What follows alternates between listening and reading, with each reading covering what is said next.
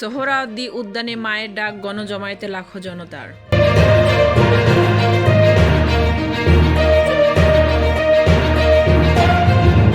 চট্টগ্রামে চিন্ময়ের ৮ অনুসারীর ৫ দিনের রিমান্ড মঞ্জুর।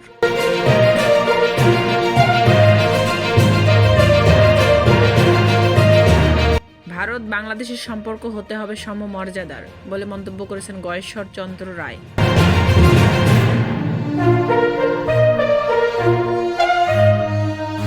অস্ত্র পাচারের মামলায় তারেক রহমানের ৭ বছরের সাজা স্থগিত।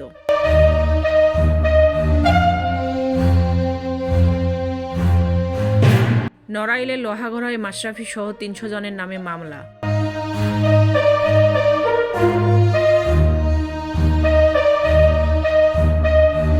শেখ হাসিনা ও শেখ রেহানার ব্যাংক হিসাবের তথ্য তলবের নির্দেশ উচ্চ আদালতের।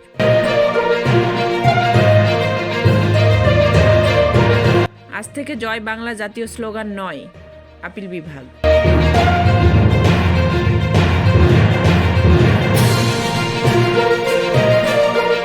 বিএনপি পুলিশকে নিরপেক্ষ বাহিনী হিসেবে গড়ে তুলবে বলে মন্তব্য করেছেন হাফিজ উদ্দিন।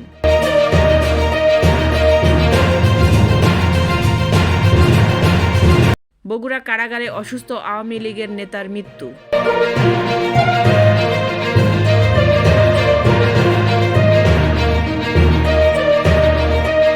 শেখ মুজিবের মতোই হাসিনার হাতেও রক্তের দাগ বলে মন্তব্য করেছেন উপদেষ্টা নাহিদ ইসলাম।